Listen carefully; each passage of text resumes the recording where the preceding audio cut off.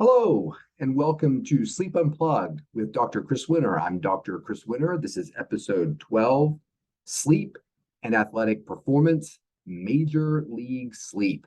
Really excited for you to be a part of this episode. Glad you could join us.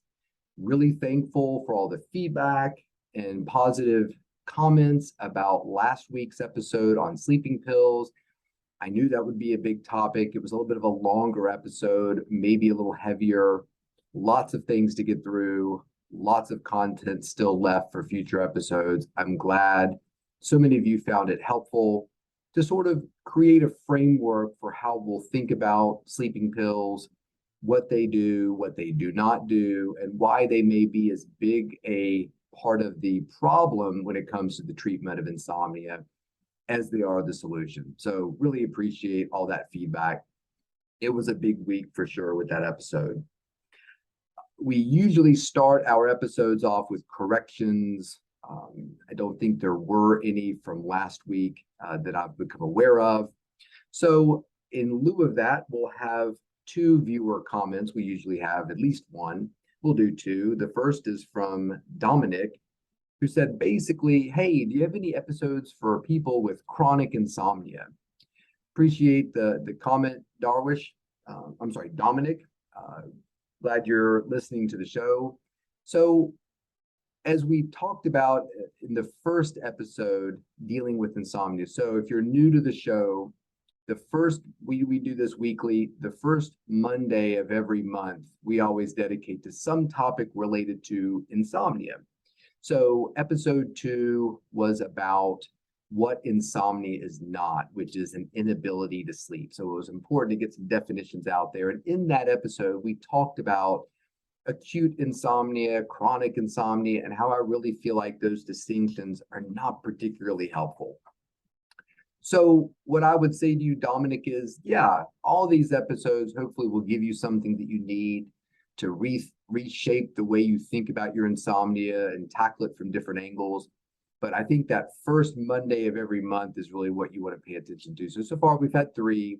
We had episode 2. We had the episode on insomnia being a real form of trauma, which I think is very important to recognize right from the beginning. This is a difficult problem for people to deal with, even if it isn't somebody who doesn't sleep. It still can be very emotionally draining, taxing, upsetting. So we need to recognize that if we're going to be successful in treating people's insomnia. And then this last week, episode 11, was about insomnia and sleeping pills. And I'm glad people found that to be pretty helpful. Second comment from a listener was from Sarwish. Sarwish had a question about the episode we did on alarm clocks. And in that alarm clock episode, we touched upon sleep inertia. Sleep inertia is essentially what you feel when you wake up. Are you somebody who just pops right out of bed, shakes off the cobwebs, and moves on with your day? Or are you somebody who really takes a good hour to 2 hours and a couple cups of coffee and a good shower before you wake up and you're able to function at your best? So that sleep inertia question that Sarwish asked, and Sarwish is actually a medical student at the University of Iowa. Good for you, Sarwish. He said, does this necessarily indicate you're not getting enough sleep? And the answer is no. It can. Individuals who are underslept can certainly have more sleep inertia than when they get the right amount of sleep. But it can also relate to disruptions in timing of sleep, or what we call chronotype, and we'll touch upon that in future episodes. In our episode today, it could also be related to alcohol ingestion, sleep disturbances, all kinds of things. But sleep deprivation is certainly one of them, but not all of them. So it's a great question. And I thought it was interesting. I can throw a correction in. We said in the episode that, hey, if you're snoozing your alarm, let's say you need to be up by 7, but you struggle with sleep inertia, so you start alarms at 6 a.m. that are going off every 7 minutes, trying to get yourself awake enough to be out of bed and get to your job on time. So instead of just alarm, wake up, it's alarm, alarm, alarm, alarm, wake up, wake up, wake up, wake up for an hour before you finally get out of bed. I made the comment in the episode that why would you do that?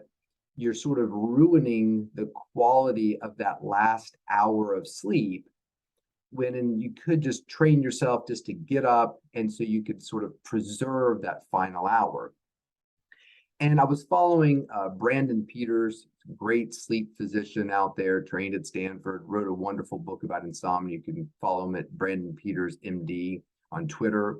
He posted an interesting study recently by Aaron Striegel, Stephen Mattingly, and some associates. And it was published in Sleep, published relatively recently, August 11th, 2022. And the title is Snoozing, an Examination of a Common Method of Waking. And it was interesting because in the results, and basically the bottom line was we need to look at this a little bit more carefully in terms of what it actually means. But what they found in a survey of 450 participants was that 57% of them snoozed. And the individuals who tended to snooze more were women, younger individuals, people having fewer steps to get to their alarm, having lower conscientiousness, having more disturbed sleep, which makes sense. If you're disturbed, sleep is more disturbed, as we were talking about with Sarwish, you're probably not going to feel as rested when you wake up. Being more of an evening chronotype, again, being more of a night owl, essentially. And we're going to have a whole episode on chronotype at some point coming up. We'll touch about it on today too. Increase the likelihood of being a snoozer.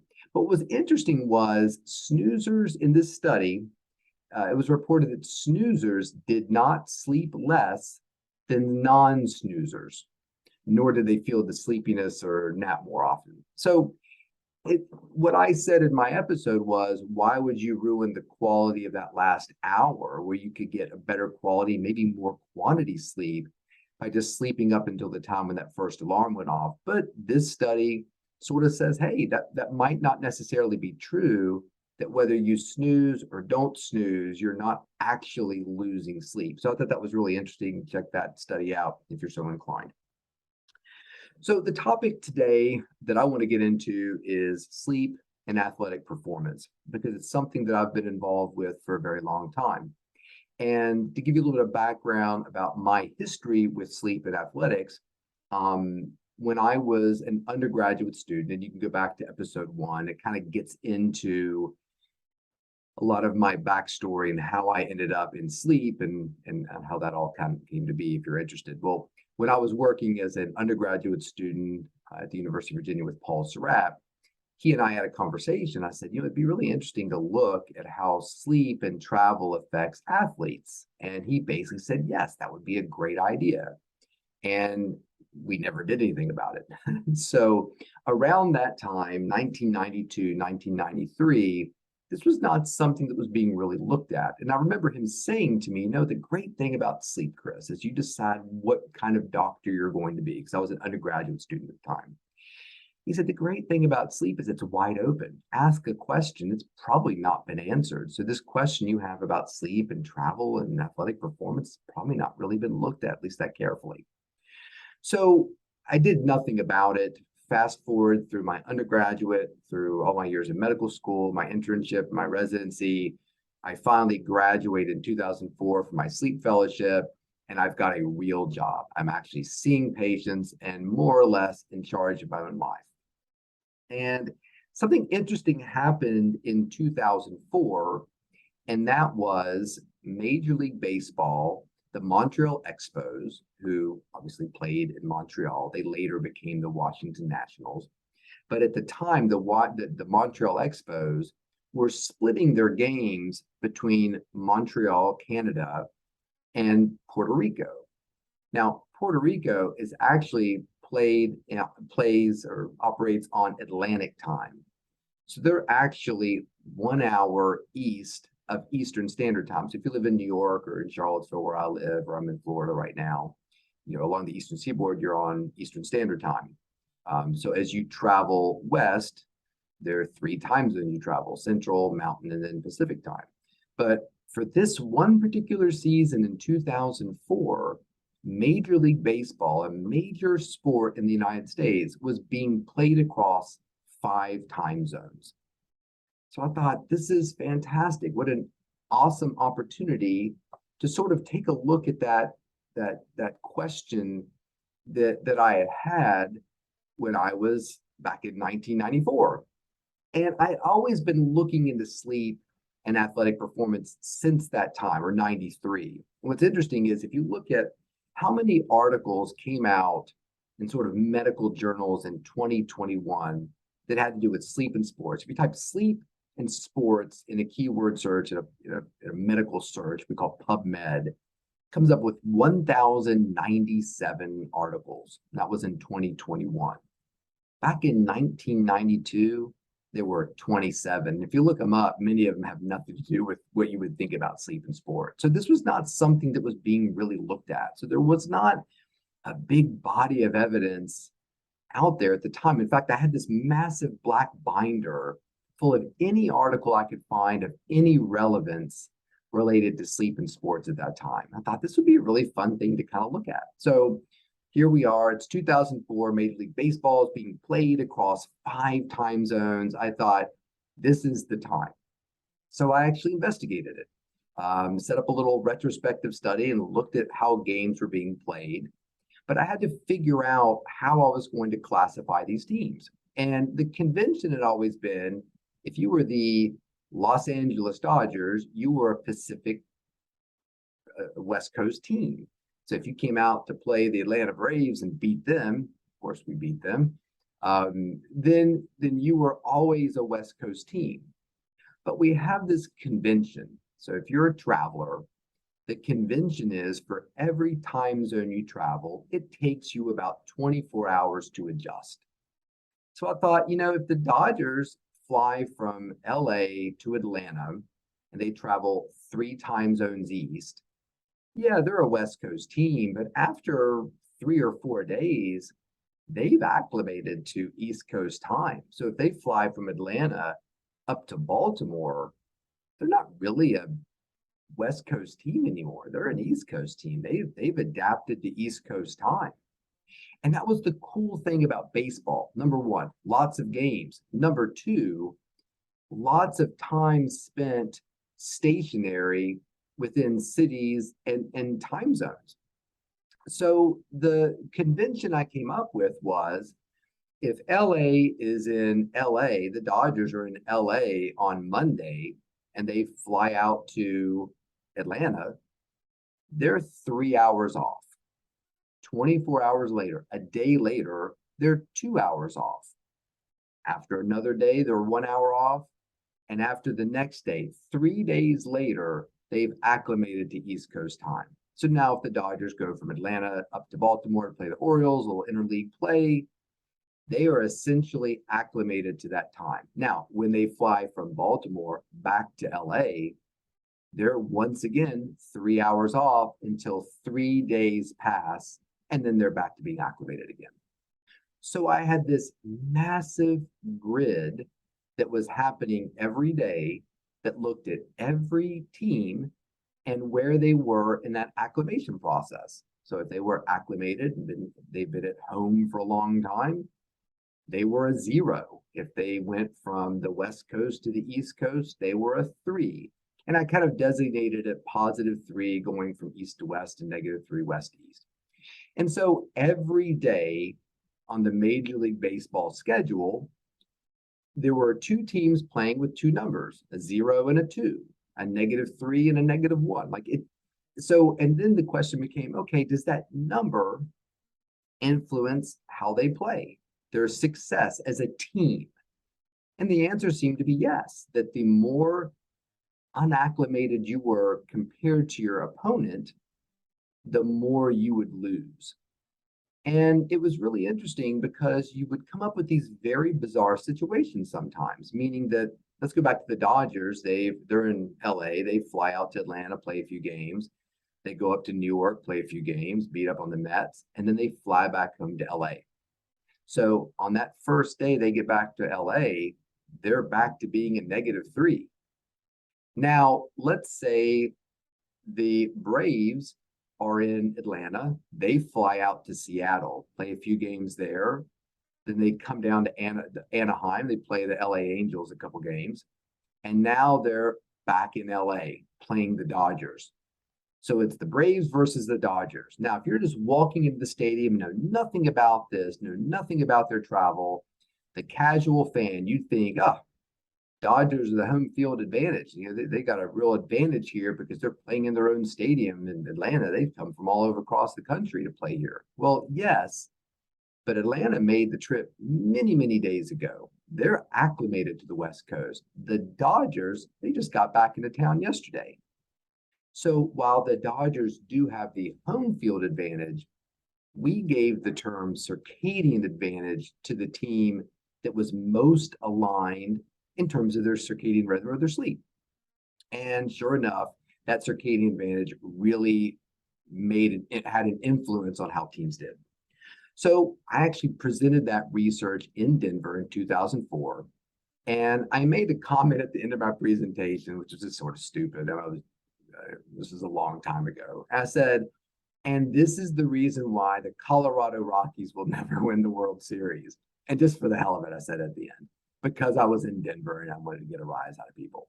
But what I really meant was the Colorado Rockies were actually the only team who played Mountain Time. Everybody else was West Coast time, Central time, or East Coast. They were the lone Mountain Time. Not the case in the NBA, several of them. You got Utah Jazz and Phoenix Suns, but the Colorado Rockies are the ones playing better. So anytime Colorado leaves to go play another team, they're traveling outside of their time zone. So I made that comment. And what was interesting was it got picked up by a local news team. So, Skip Jackson, Action News, was sitting there and he did the whole thing. And the San Francisco Giants happened to be in Colorado and heard that and called me up and said, hey, we travel a lot. We'd like to know from a sleep perspective, ways we could sort of mitigate this. So soon after that presentation, we started working with the Giants because of a guy named Ben Vicenziano, great guy, was one of their strength and conditioning coaches out there, and just a fantastic guy. Or athletic trainer, sorry. Sorry, Ben, strength, not strength and conditioning, athletic trainer. So it was really interesting that they called up and we started doing work with the Giants. And at the same time, Major League Baseball said, this is really interesting what you've come up with. Why don't you look at this over a 10-year period? And I was like, great, I think that's a fantastic idea. So we started looking at that. And by we, I mean, I hired out a research assistant who was at the University of Virginia, a guy named Noah Green, who is now a big sleep researcher, did his training at Vanderbilt, now is out in California somewhere. Hello, Noah, if you're listening. And we, again, by we, I mean Noah, analyzed, let's see here, how many was it?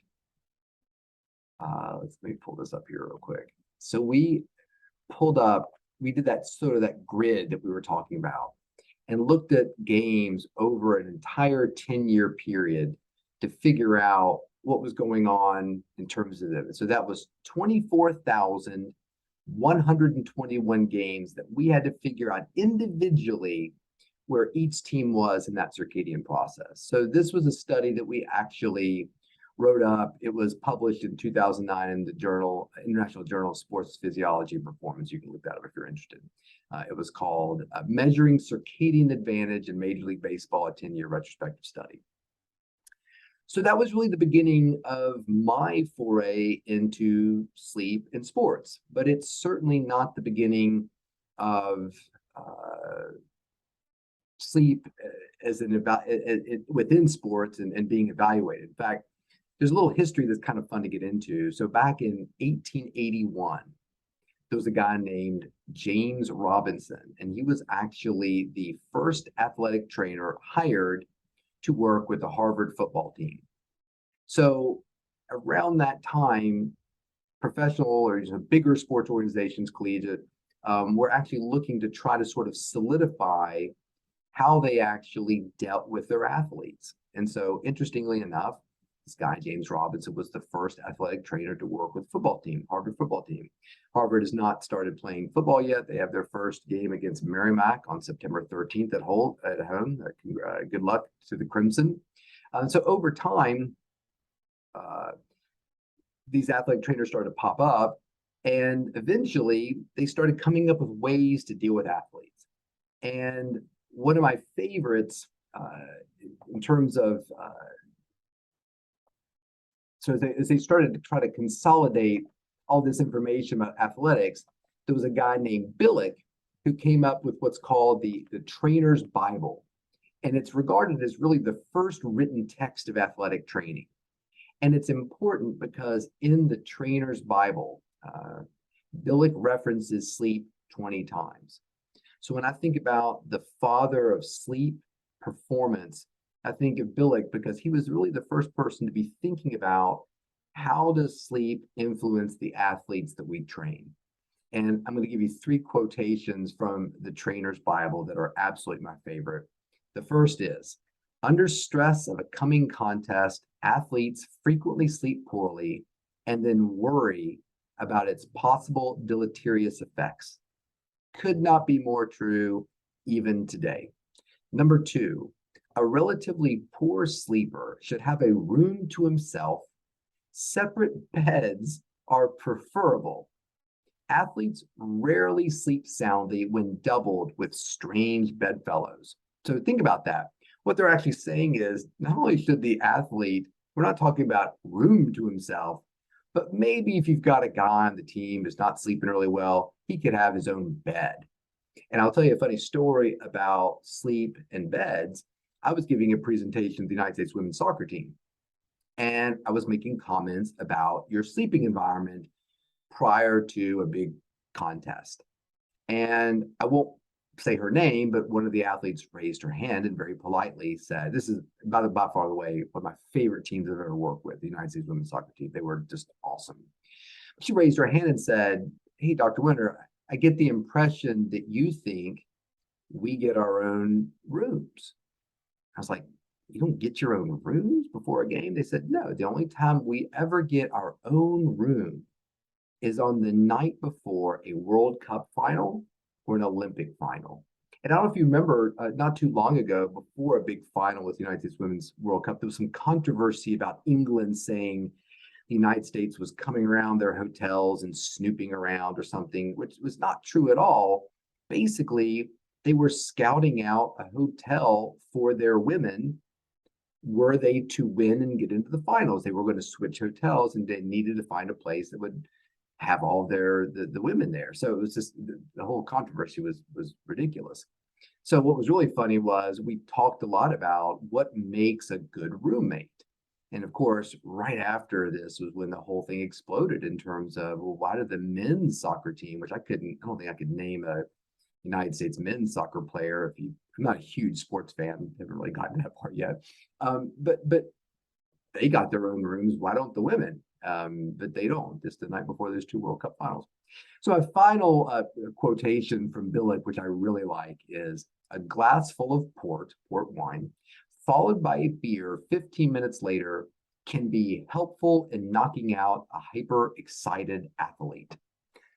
Really like that. So they were thinking about what's the best combination of alcohol to knock people out. So we've come a long way in terms of the way we deal with athletes from Billick. But really, Billick, I think, was really the forefather of this kind of research. So when you think back in terms of looking at these types of things that we were doing, there was a doctor named Recht, R-E-C-H-T, who did a great study about baseball teams being beaten by jet lag back in 1995. There was some wonderful studies that looked at Monday Night Football and how the timing of Monday Night Football, which always started 9 o'clock Eastern Standard Time back in my generation, how did the time zone where the team came from, how was that influenced? There was even Steenland did a study back in 1997 on the effect of travel and rest and performance in basketball players, and that was sort of NBA kind of stuff. So really a lot of fun to look at these sort of older studies and these people who really set the stage for it. Another really influential person in this space was a woman named Sherry Ma, who's out at Stanford. Lovely individual. You should be following her on Twitter if you find this kind of stuff interesting. But she really did some really seminal work in looking at how we look at sleep and how does the sleep of young athletes, particularly college athletes, influence their performance, which is quoted and used all the time right now. Really interesting to look at. So we did that study on baseball, done a ton of work with looking at baseball teams. The other study that we actually did, which was a lot of fun, I'll mention two more. One, we looked at a lot of collegiate football players. So the next study I really wanted to do, and I was really high on myself of getting Major League Baseball to fund this 10-year study, which we did and published and presented. I was like, what if we look at the way that timing influences baseball players? So one of the things we were talking about is chronotype. Are you a night owl or are you a morning person? And so as we started working with athletes with the Giants, and we started working with the Pittsburgh Pirates and a whole bunch of other teams, we were collecting a lot of information about whether or not an athlete was a morning person or more of a night person. That's something we call chronotype. And you can quantify it with a bunch of different studies. So we were using this survey called a Horn-Ostberg survey to give a numeric value as to whether somebody was a night owl or a morning person. And so as we started collecting this, we had this bank of information. Okay, here are all the morning type pitchers that we see in Major League Baseball. Here are the night owls. Does it actually influence how they perform? And one of the great things about Major League Baseball is that they have games happening all different times of the day versus NFL, NBA tend to be a little more evening or later games. I mean, lots of day games in baseball. So do the morning types do better in day games than night games and vice versa? So we looked at that in baseball pitchers and put an abstract in called Chronotype as a predictor of performance in Major League Baseball pitchers. And sure enough, yes, their ERAs were actually much better when you looked at the night owls pitching at night versus the morning types pitching in the morning. So when we think about baseball players, we think about ERA. So you want to lower ERA. And in our study, if you looked at day games, the morning types ERA was 3.29. The night owls were 4.14. So you're better off with a morning type pitcher in the morning. Now, as you move to night games, both groups actually worsened, but the morning types worsened much more. They went from an ERA of 3.29 to 5.15. The night owls held it together more. ERA of 4.14 going to 4.15. I'm sorry, 4.14 to 4.52. And we've seen this. There was a study done by Brown that looked at rowers and showed that, if you looked at rowing performance in the morning and rowing performance at night, the night owls just held it together better in the evening. The morning types really struggled with their performance in the evening. And if you know early birds or morning birds, they do great in the morning. They're killing you in your morning exercise class. But boy, as the afternoon and evening come on, they can really drop off the cliff from a performance perspective. We did the same study later on in 2011 looking at batters.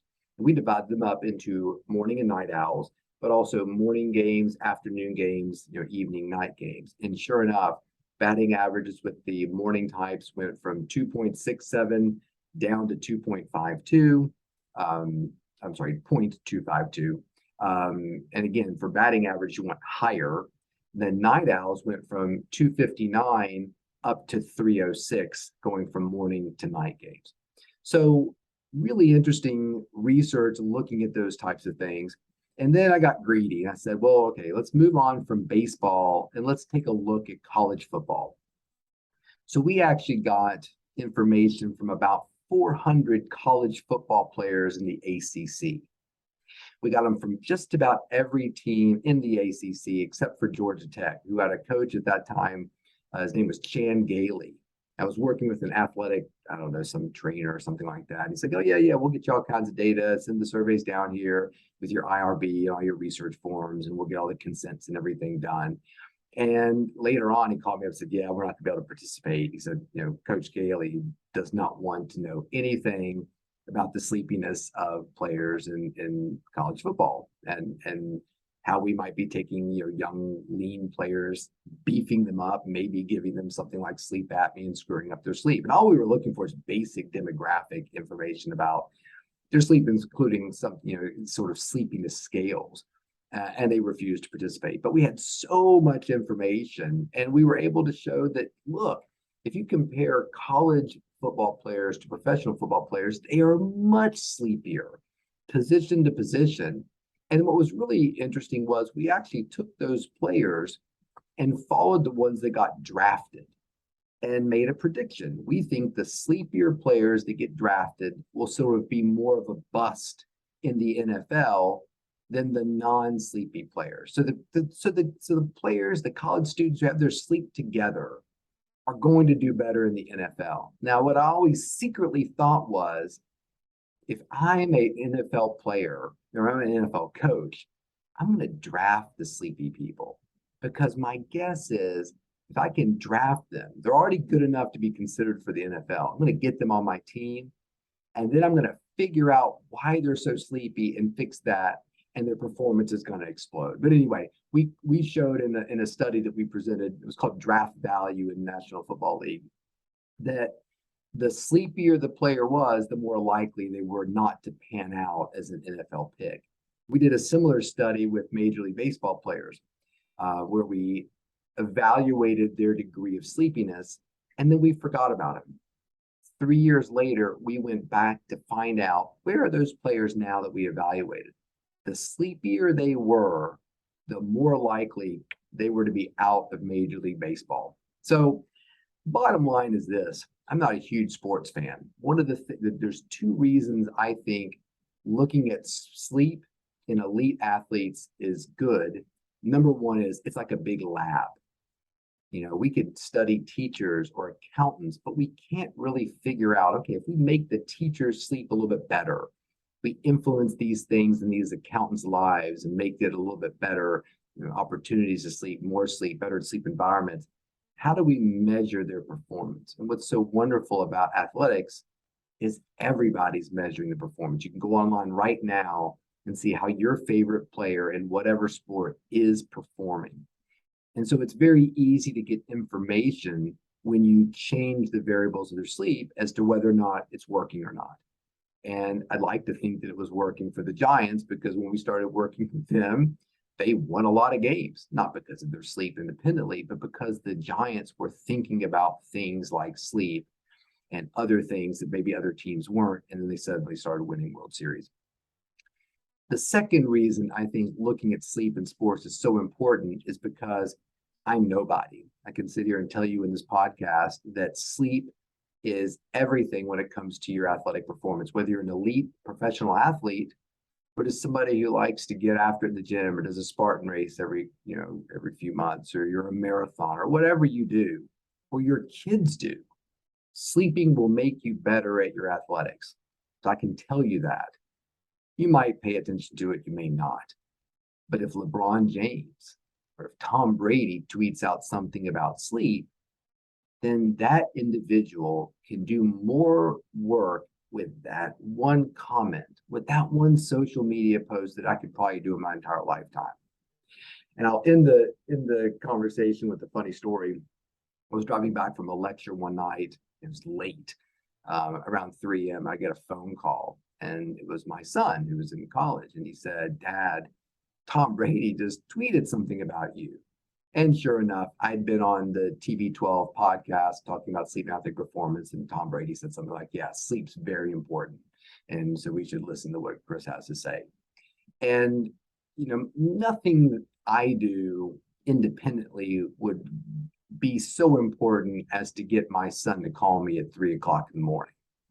But when Tom Brady says sleep is important, people pay attention. So I think that's fantastic. So the more athletes that can spread the word about great sleep, the better. So that's sort of a view of the research and the thinking that I do about sleep. Like I said, I work with about 30 professional sports organizations right now to really help them understand what's real about sleep, what's fad, what doesn't really work. But as you think about your own relationship with exercise and athletics and performance, understand that taking care of your sleep, making it healthy, giving it the attention and the care that it deserves will make you not only a healthier person, but a much better person, much better performer in whatever sport you choose to participate in.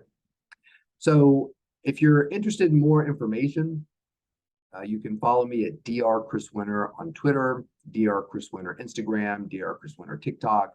I try to put a lot of information up there about sleep and athletic performance. We're coming up on NBA training camp time, so we'll be posting a lot about that as we go on. There was a great article in 2017, Sports Illustrated, if you look it up, where they did the best of issue in sports, and they did a great article about the best secret weapon in sports is sleep. And they did an article about the work that I do with athletes if you're interested. I've got 2 books about sleep. One is The Sleep Solution, Why Your Sleep is Broken, How to Fix It. The other is The Rested Child, Why Your Tired, Wired, or Irritable Child May Have a Sleep Disorder and How to Help.